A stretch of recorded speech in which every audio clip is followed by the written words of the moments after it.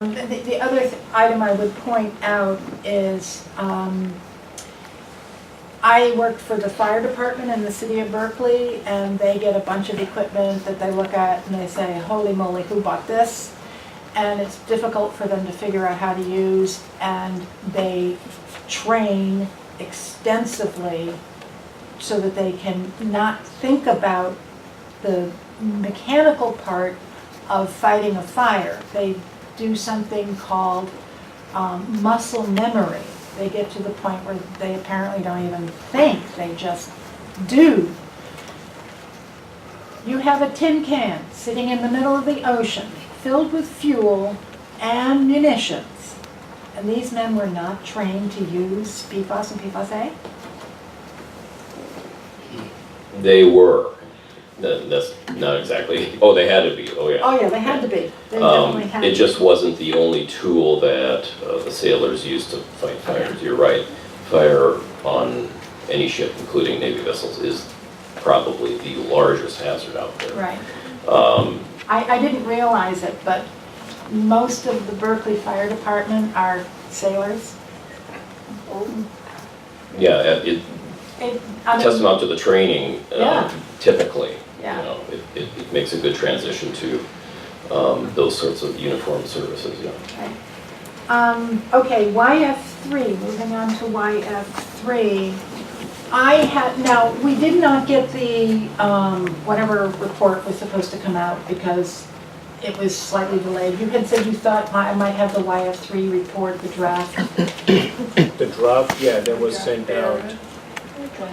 The BARA, you mean? No, no, the more recent. The responses to comments?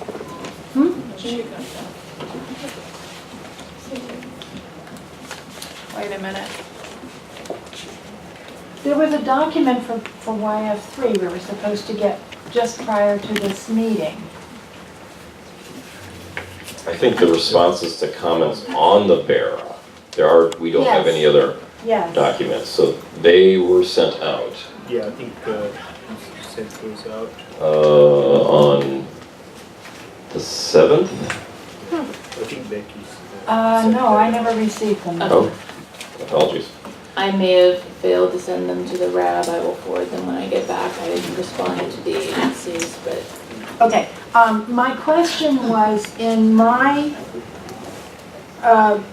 questioning about treating the shoreline area for the hotspots for petroleum, I asked that it be considered to use some kind of subsurface, long-term, semi-passive methodology, somewhat like micros or a valent iron, which does not work very well on petroleum, but something of that sort.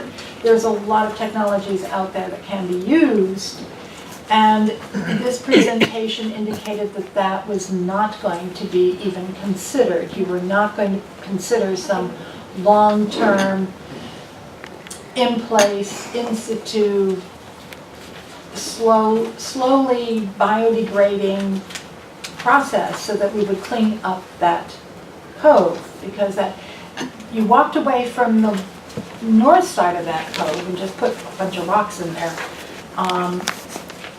And I don't like it that you're leaving this part of the cove, because the surface is very beautiful. If you go out there, you can have a grand time catching crabs.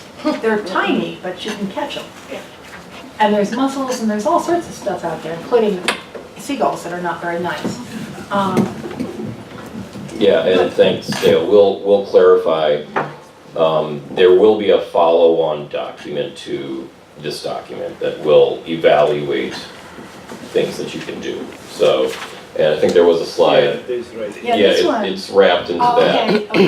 That's- So, that should be fine. Because you're not the only one that had a similar comment. The water board also expressed, interest to look at things that you could do just for, comparative analysis in the form of, some sort of correction active plan, remedial analysis. So that's in the responses that, apologize you did not get, but that is going to be a follow-up phase in the process of evaluating the site. Okay. Can I make a clarification here? Yes. Because I don't know if it's the time to say that, but you mentioned in your presentation that there's no acceptable risk to aquatic life. The water board disagrees, and we think there is release to the bay, and the pore water data indicates that there is an ongoing discharge to polluted groundwater to the bay. There's also, you said something about weathered sediments. You're saying that the residual petroleums or unweathered sediments. Unweathered does not mean non-toxic. I mean weathered, sorry. So weathered, it's saying that it's highly weathered. That does not mean that it is non-toxic.